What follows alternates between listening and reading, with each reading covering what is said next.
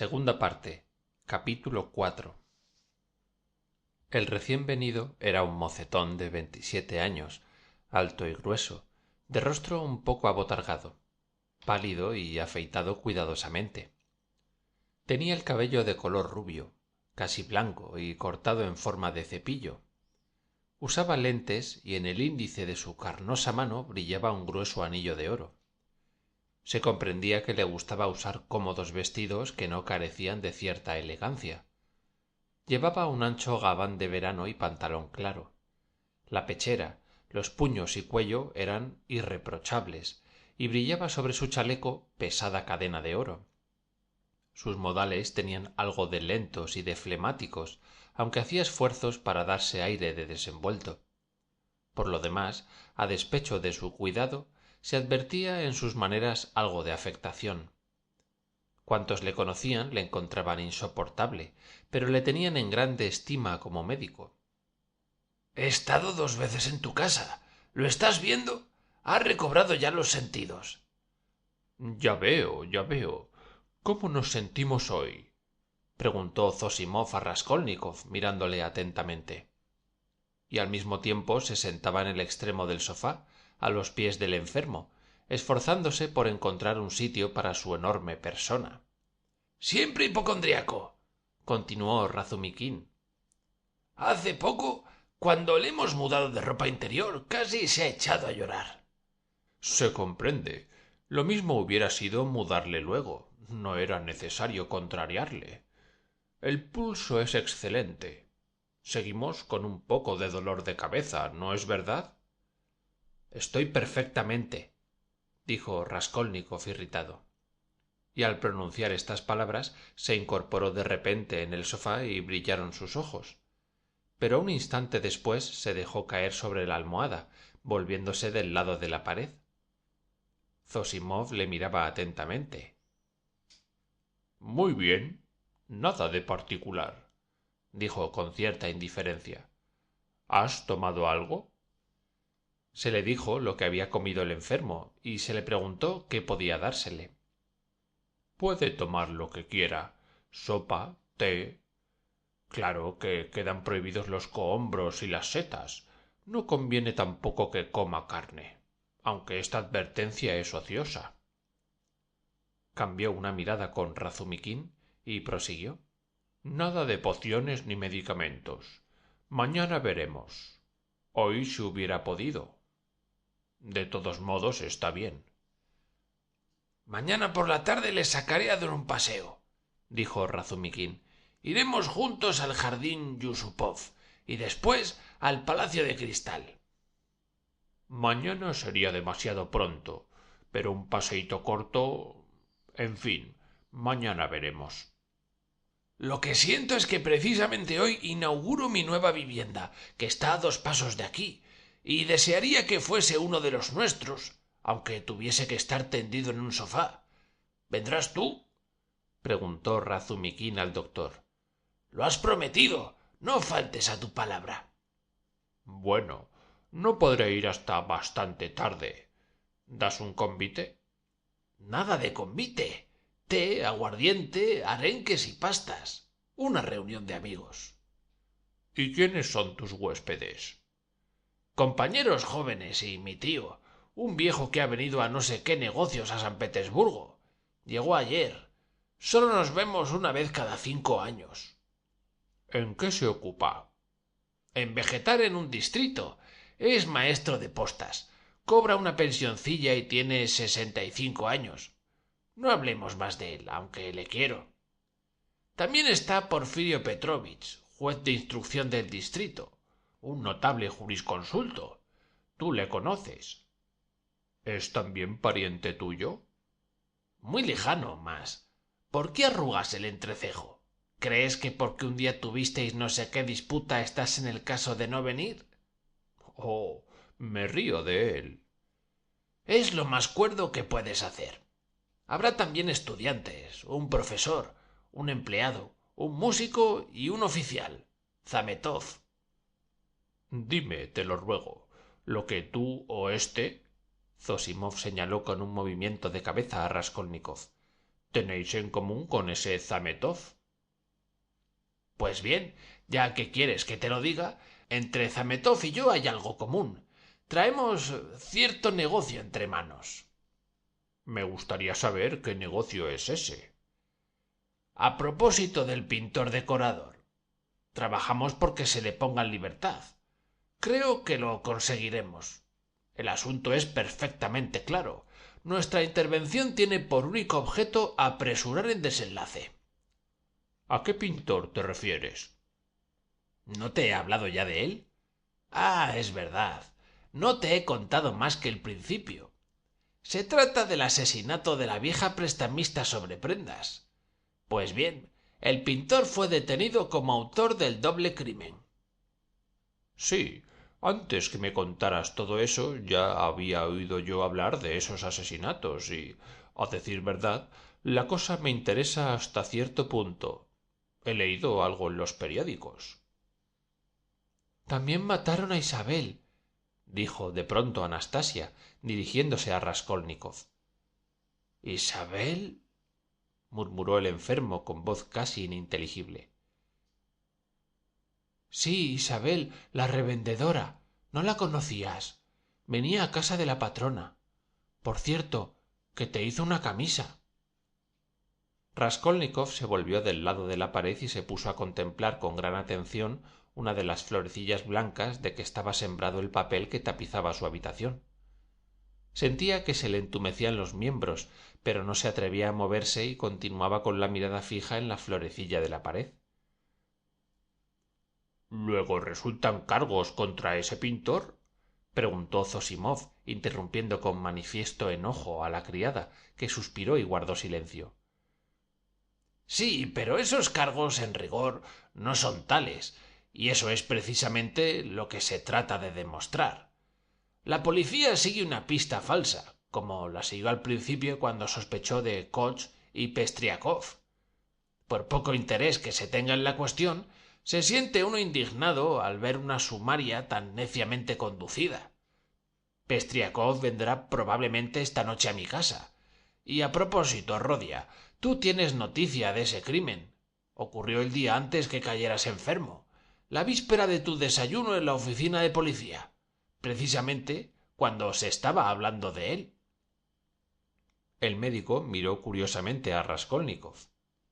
Será preciso que yo no te quite el ojo de encima, Razumikin, le dijo. Te interesas demasiado por un asunto que no te va ni te viene. Es posible, pero no importa. Arrancaremos a ese desgraciado de las garras de la justicia, exclamó Razumikin, descargando un puñetazo sobre la mesa. Mas no son los errores de esa gente lo que me irritan. Cualquiera se equivoca. Además, el error es cosa excusable, puesto que por medio de él se llega a la verdad. No, lo que me molesta es que, estando engañados, continúan creyéndose infalibles. Yo estimo a Porfirio, pero ¿sabes lo que en un principio los ha despistado? La puerta estaba cerrada y cuando Koch y Pestriakov subieron con el portero estaba abierta. Luego Koch y Pestriakov son los asesinos. Vaya una lógica que me gastan. No te acalores. Los han detenido porque no tenían más remedio que detenerlos. Y a propósito, he visto de nuevo a Koch. Creo que estaba en relaciones de negocios con la vieja. ¿Le compraba los objetos empeñados después del vencimiento? Sí, es un camastrón. Negocia también letras de cambio. El mal rato que ha pasado no me importa un comino, pero me sublevo contra los sistemas estúpidos de un procedimiento anticuado. Tiempo es ya de emprender un nuevo camino y de renunciar a viejas rutinas. Únicamente los datos psicológicos pueden arrojar luz en estos procesos. Tenemos hechos, dicen, pero los hechos no son todo. La manera de interpretarlos contribuye por lo menos en una mitad al éxito de un sumario. ¿Sabes tú interpretar los hechos? Mira, es imposible callarse cuando se siente, cuando se tiene la íntima convicción de que se puede contribuir al descubrimiento de la verdad. ¿Conoces los pormenores de ese asunto? Me habías hablado no sé qué de un pintor decorador, pero no me has contado el suceso.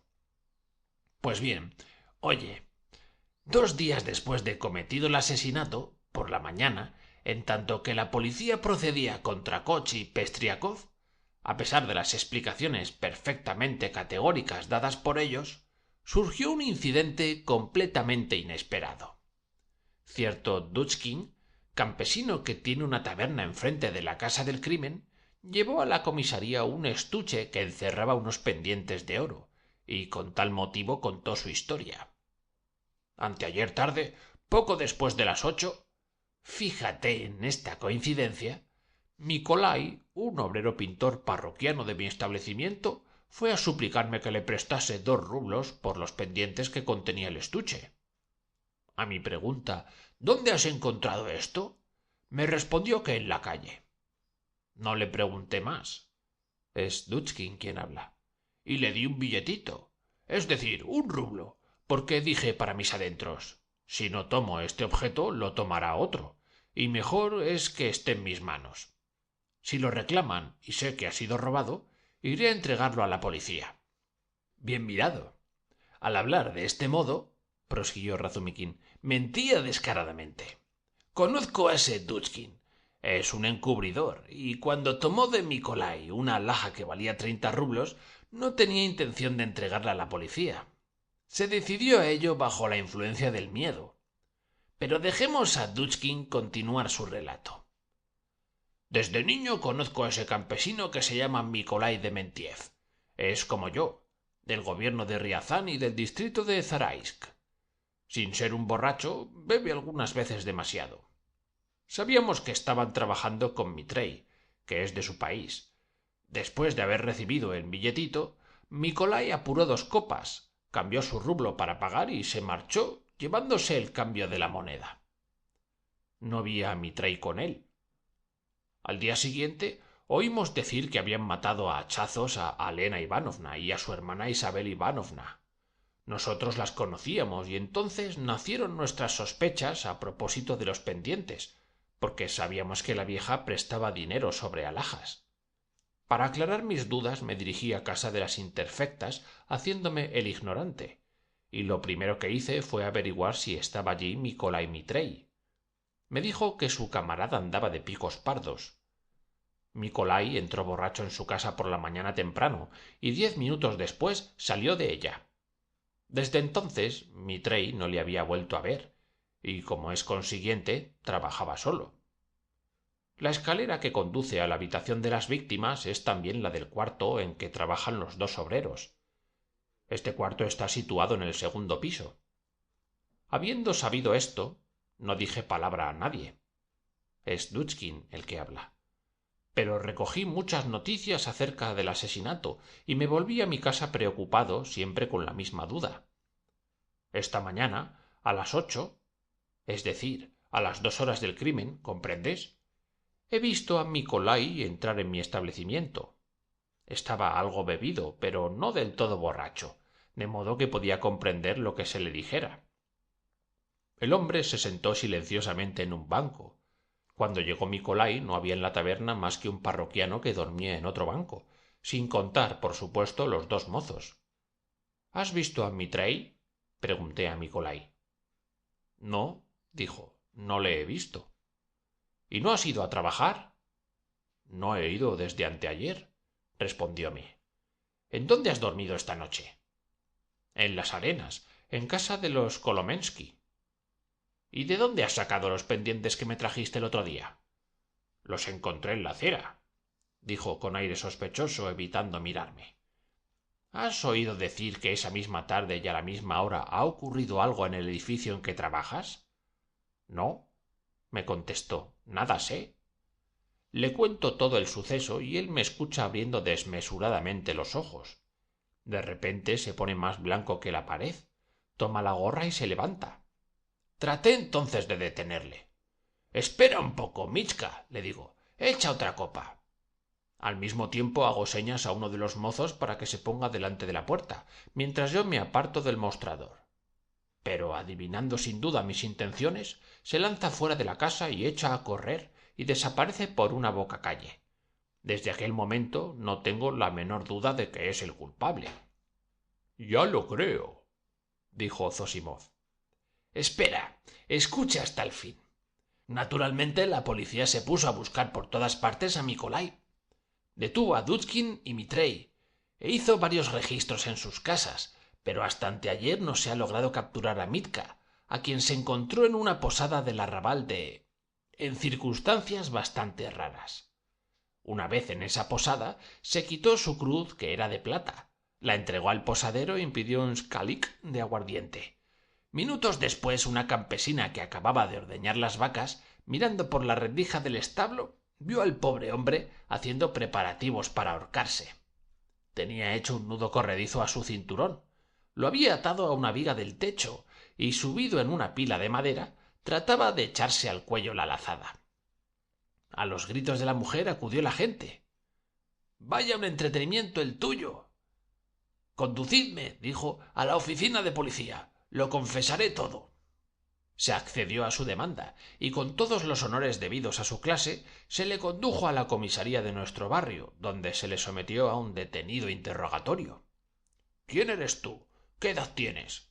«22 años, etc».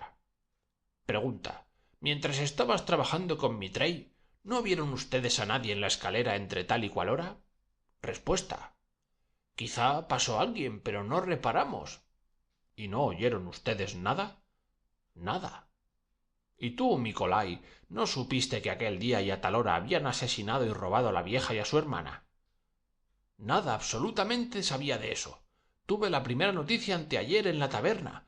Me la dio Atanasio Praprich». «¿Y en dónde encontraste los pendientes?». «En la calle». «¿Por qué al día siguiente no fuiste a trabajar con Mitrey?». «Porque quise holgar». «¿En dónde estuviste?». «En diferentes sitios». «¿Por qué escapaste de casa de Dudkin?». «Porque tenía miedo». «¿De qué tenías miedo?». «De la justicia». «¿Y por qué tenías miedo de la justicia no siendo culpable de nada?». Pues bien, tú lo creerás o no lo creerás, Zosimov, pero la cuestión se ha planteado literalmente en los términos que te he dicho. Lo sé de cierto, porque se me ha repetido palabra por palabra el interrogatorio. ¿Qué tal? ¿Qué te parece? Pero, en fin, ¿hay pruebas? No se trata ahora de pruebas, sino de las preguntas hechas a Nikolai y de la manera que tiene el agente de policía de entender la naturaleza humana. Bueno, dejemos esto. Para abreviar, de tal manera atormentaron a ese infeliz que acabó por confesar que no fue en la calle donde encontró los pendientes, sino en el cuarto en que trabajaba con Mitrey. «¿Cómo los has encontrado?», le preguntan. Y él contesta: «Mitrey y yo estuvimos pintando todo el día. Eran las 8 e íbamos a marcharnos, cuando Mitrey tomó un pincel, me lo pasó por la cara y echó a correr. Después de haberme untado, me lancé en su persecución. Bajé los escalones de 4 en 4 gritando como un loco, y en el momento en que llegaba abajo con toda la velocidad de mis piernas, di un empujón al portero y a unos cuantos señores que se encontraban allí también. No recuerdo cuántos. Entonces el portero me injurió. Otro portero le hizo coro. La mujer del primer piso salió de la portería donde se hallaba y añadió sus insultos a los que los otros me dirigían. En fin, un señor que entraba en la casa con una señora nos reprendió, a Mitka y a mí, porque estábamos derribados en el suelo delante de la puerta e impedíamos el paso. Yo tenía asido a Mitka por los cabellos y le pegaba puñetazos. Él también me tenía agarrado por el pelo y me daba cuantos golpes podía, aunque estaba debajo de mí. Hacíamos esto sin reñir, en broma, riendo a carcajadas. Luego Mitka logró escapar de mis manos y se escurrió a la calle. Yo corrí tras él, pero no pude alcanzarle y volví solo al cuarto en que trabajábamos para recoger los útiles del oficio. Mientras los arreglaba esperando a Mitka, pues estaba seguro de que volvería, vi en un rincón, al lado de la puerta, una cosa envuelta en un papel. Quité el papel y encontré un estuche que contenía unos pendientes. ¿Detrás de la puerta? ¿Estaba detrás de la puerta? ¿Detrás de la puerta?, repitió Raskolnikov mirando espantado a Razumikín y haciendo esfuerzos para incorporarse en el sofá. «Sí, ¿qué te pasa? ¿Por qué te pones así?», dijo Razumikín saltando de su asiento. «No, no es nada».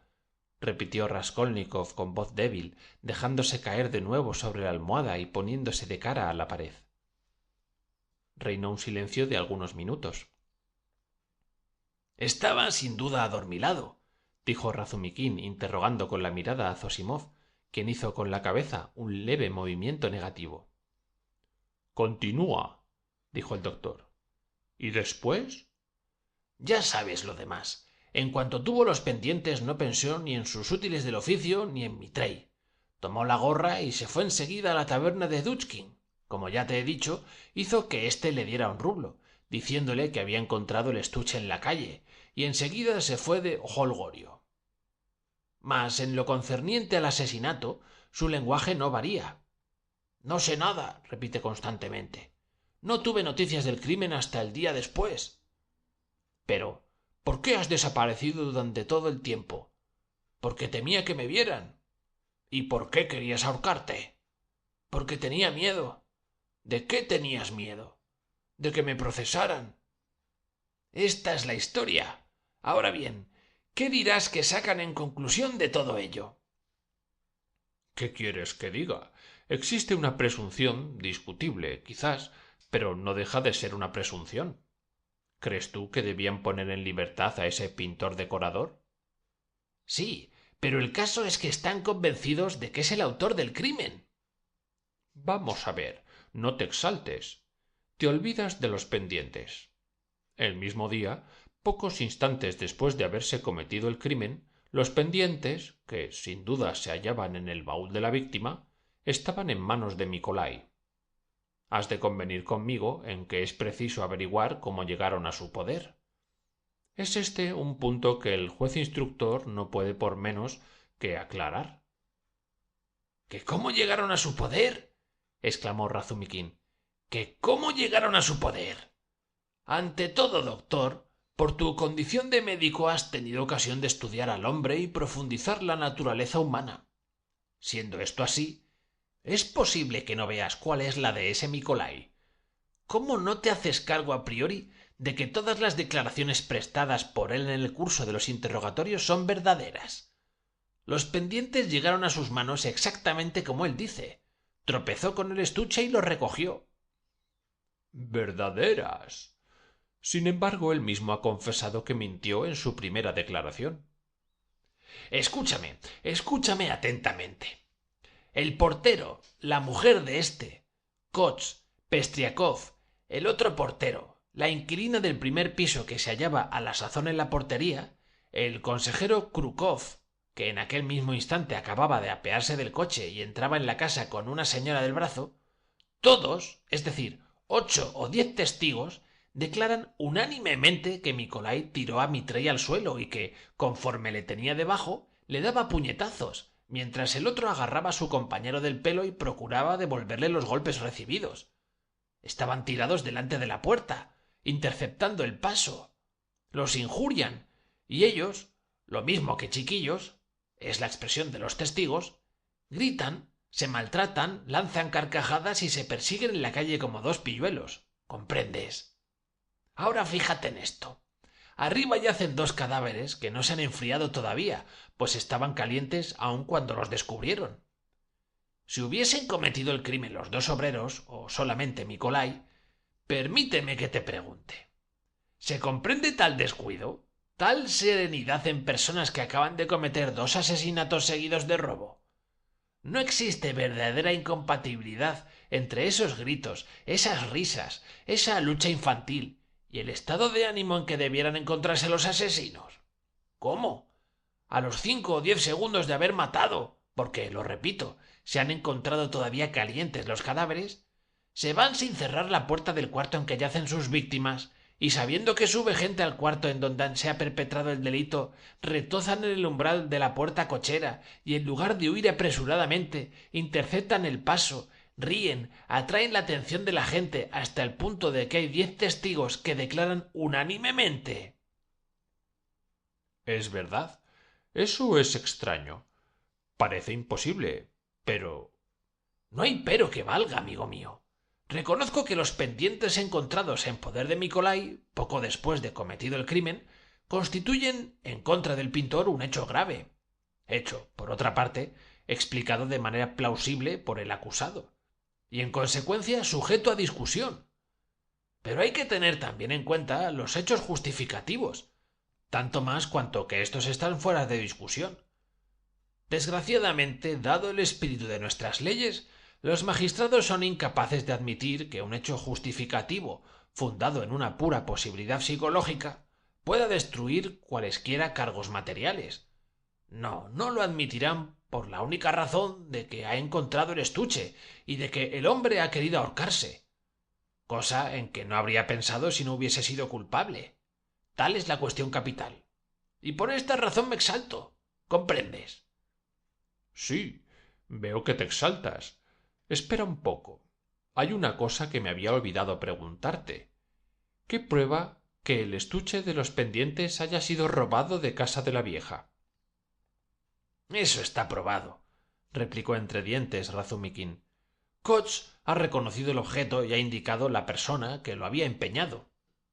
Por su parte, esta última persona ha demostrado evidentemente que el estuche le pertenecía. Tanto peor. Otra pregunta. ¿No ha visto nadie a Nikolai cuando Koch y Pestriakov subían al cuarto piso y, por consiguiente, no puede probarse la coartada? El hecho es que nadie le ha visto, respondió con tono malhumorado Razumiquín. Esto es lo que hay de malo. Ni Koch ni Pestriakov vieron a los pintores al subir la escalera. Por otra parte, su testimonio no significará gran cosa. Vimos, dicen, que el cuarto estaba abierto y que sin duda había gente trabajando en él, pero pasamos de largo sin fijarnos. Y no podemos asegurar si en aquel momento había allí o no obreros. De modo que toda la justificación de Nikolai descansa sobre la risa y puñetazos que cambiaba con su compañero. Bueno, es una prueba en apoyo de su inocencia, pero permíteme que te pregunte cómo te explicas el hecho, siendo verdadera la versión del acusado, cómo te explicas el hallazgo de los pendientes. ¿Que cómo me lo explico? ¿Qué hay que explicar aquí? La cosa es clara como la luz meridiana, o al menos así se desprende del sumario. El mismo estuche nos da la clave de lo sucedido. El verdadero culpable dejó caer los pendientes. Estaba arriba cuando Koch y Pestriakov empujaban la puerta, y se había encerrado por dentro con el cerrojo. Koch cometió la insigne torpeza de bajar. Entonces el asesino salió del cuarto y empezó a descender, supuesto que no tenía otro medio de escapar. Ya en la escalera esquivó las miradas de Koch, de Pestriakov y del portero, refugiándose en la habitación del segundo piso, precisamente en el momento en que los obreros acababan de salir. El criminal se ocultó detrás de la puerta, en tanto que el portero y los otros subían a casa de las víctimas. Esperó a que el ruido de los pasos cesase de oírse y llegó tranquilamente al pie de la escalera en el instante mismo en que Mitrei y Nikolai salían corriendo a la calle. Como todo el mundo se había dispersado, no encontró a nadie en la puerta cochera. Puede que alguien le haya visto, pero nadie se fijó en él. ¿Quién se fija en las personas que entran o salen de una casa? El estuche debió de caérsele del bolsillo cuando estaba detrás de la puerta, y no lo advirtió porque tenía entonces otras muchas cosas en que pensar. El estuche demuestra claramente que el asesino se ocultó en el cuarto desalquilado del segundo piso. Ahí tienes explicado todo el misterio. Ingenioso, amigo mío, muy ingenioso. Ese relato hace honor a tu imaginación. ¿Pero por qué? ¿Qué tiene que ver en esto mi imaginación? ¿Por qué dices que es ingenioso mi relato? Porque todos los detalles están muy bien calculados y todas las circunstancias se presentan con demasiada oportunidad, ni más ni menos que en el teatro. Razumiquín iba a protestar de nuevo, cuando la puerta se abrió de repente y los tres jóvenes vieron aparecer un visitante a quien ninguno de los tres conocía.